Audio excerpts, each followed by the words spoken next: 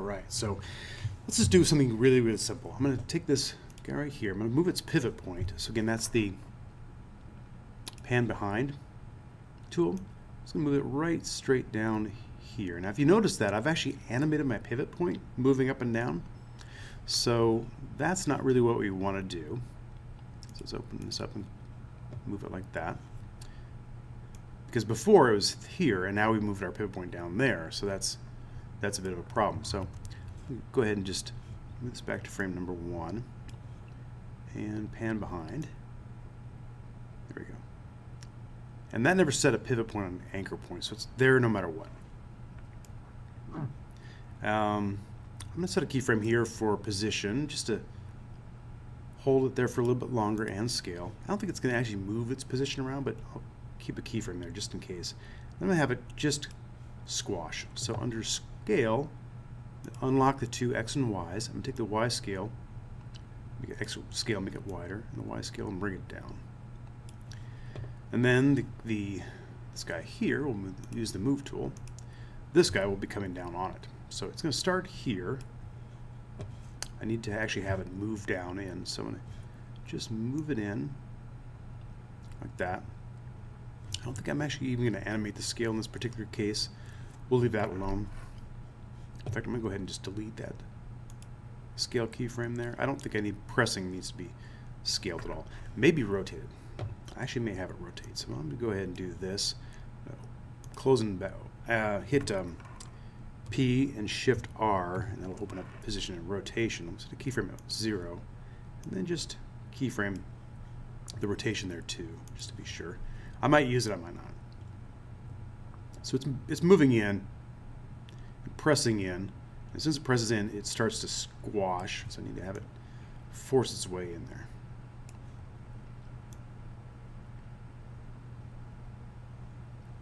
Cool. Oh, I already have ideas about this, how to make it seem even more intense. We'll do what's called a close push. Get to that in a second. Okay, so we got like this little button pushing. So it's pressing. It's a button press, but it's something. And maybe it comes back up again. It comes back a little bit different direction than it did before. And maybe just for fun, we'll rotate it so it's coming in one direction and sort of coming back out the other. So it rotates a little bit more. I'm just going to rotate a little bit more and push it out this direction. So it's a little more of a kind of a flick almost. Now the button's got to come up again. So the button, go to this guy, set a keyframe for scale again, and we'll just scale the other directions. I'm just going to have it do a little bit of what's called an overshoot. It's going to go a little bit past the original, then back down to its original spot. So its original was 15.3.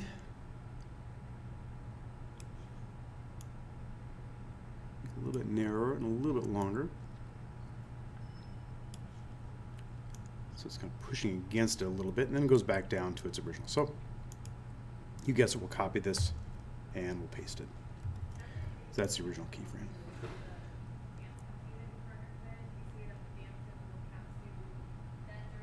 And maybe the large cube does a little more rotation, maybe, and moves back.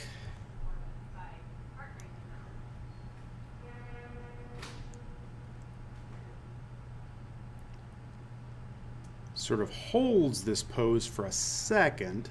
It's called a moving hold, a little more advanced technique. And then that. A little bit of weird wiggle right there. I don't really like that. So I'm going to come in and just sort of change this around so there's no weird wiggling going on. you get this weird wiggle and you're not really sure what's going on, again, you can always go back into this curve editor, go to the position and rotation, and position rotation there. You should see that scale happening. But you can also look at the object's position here. If you look at these keyframes and hold spacebar to zoom down, you can move these keyframes around in space too. So your spacing can be controlled as easily. And remember that's your anchor point moving through here. You've created the keyframes in space, and now you can adjust those in space, which is really powerful. I use this all the time inside of Maya. So I'm going to do that. And I'm just going to move it up a little bit more, like he's thinking about it, and then he really comes down. So it's kind of a bam, you know, smack down. And that's going to be the anticipation for the anticipation usually takes longer. He's kind of moving up, thinking about it. We'll fix that orientation, rotation stuff too. We really should have a keyframe for rotation as well. And bam, comes right down on it. And then it goes the other way with the rotation. Really smashing down.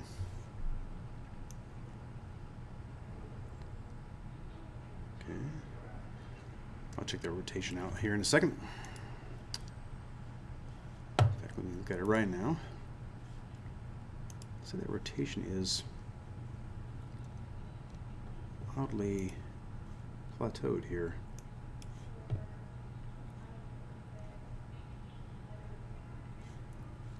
Take all the rotation curves. Let me turn off everything else here in the viewport, but rotation. Oh, there we go. Okay, that's good. All right, so those rotations are very kind of linear. Again, we can just take all the keyframes here, and you can do this either here or here too. Either way. In fact, I'm going to go ahead and do it. Oops. We'll get to those moving those slider bars here in a second. And again, hit F9 for easy A's, easy in, easy out. Okay. Curve again. I get this weird bouncing with the rotation here, so that's odd. So there you go. Let's get this kind of. Holding the Alt key can combine those curves together. I'll take these guys, hold the Alt key down again, or the Option key on the Mac. There we go. So now we can kind of.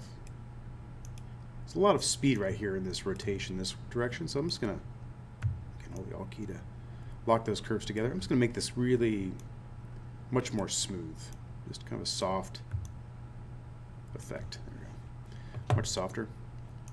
Move out again and go ahead and play. I haven't played this in a while, so let's go ahead and hit play. Yeah, and that could be like pressing and jiggling. So that's like a little bit of a test, and then you know, bam, squish in. That's kind of what I want you guys to do. You know, I'll do a few more examples, but I really want to have you guys look at these sort of shapes and think about how you can make them, you know, just with simple box shapes, how you can make those things really convey appeal, convey, you know, clear action. So let's put a keyframe on this guy too. Go ahead and get out of here. I need a keyframe right at that moment there. So set a keyframe for scale here. And this is really getting squashed. Keep volume preservation too. I'll talk more about volume preservation, but it really has to get very much squashed. Okay. Now go back to our main comp. You can see right there, you play this. You got this little comp in there, showing your concept very nicely. It's a nice way of organizing your thoughts. Now you can take the same pressing animation, copy and paste it, duplicate that pressing comp, and make another one. So I'm not finished with this one. I'm going to come back to it, but I'll take pressing, right click, and actually you can just copy and paste, I believe. Yeah, so pressing and pressing 2. Open up pressing, there's our pressing 1. Pressing 2 is the same thing. We just have all the stuff from the comp 1 is being copied in there. And so we can go in here and just take these objects here and unlock this one and get rid of all the animation in these guys. Reset it, so we don't have to start from scratch, essentially. Cool. And that's it. So I'll finish up this one. We'll go back to maybe another one. But I don't give too much away. I like you guys to figure this out yourself and not have to kind of follow along with me. You know the principles, you know the shapes. I'm going to give you a bunch of words that are essentially like the Laban movement, theory of movement. And I will have you guys go through these kind of physical emotional kinds of expressions and try to convey those as clearly as possible with, again, no more than 3 shapes, no more than 3 squares, actually. So that's the rules. Black against white, white against black. You can pick the colors as long as they're white and black. It's got to be in a square shape. That's absolutely, those are the rules. 1, 2, 3 shapes. You probably want to use at least 2. I think 1 seems a little bit, not enough. But see what you can do. See what you do with 1 shape. See what possibilities there might arise. Okay. All right. And those are the rules. I said white or black shapes, squares. Those are the rules. So think about those rules and think about how far you can take them. Okay. I'm not going to give any more rules besides square, white and black, and then again, I'm going to give you these names. If you have another one that you think is a good option for this, I need to hear about it first before I allow it. I have these names for a reason because they're part of the Laban movement theory. And in terms of appeal, these are the things that we talk about and we work with a lot. And your animation should have these kinds of things in them. Otherwise, they're just not. They're not in motion. They're graphics, but they're not motion. Okay. All right. Cool. So that's it for now. I'll do a part 2 here, just to kind of finish up this little project, this little piece right there. I can show you how you can use expressions to maybe increase some of this impact, but probably not too much. I may just do this by hand for the first pass.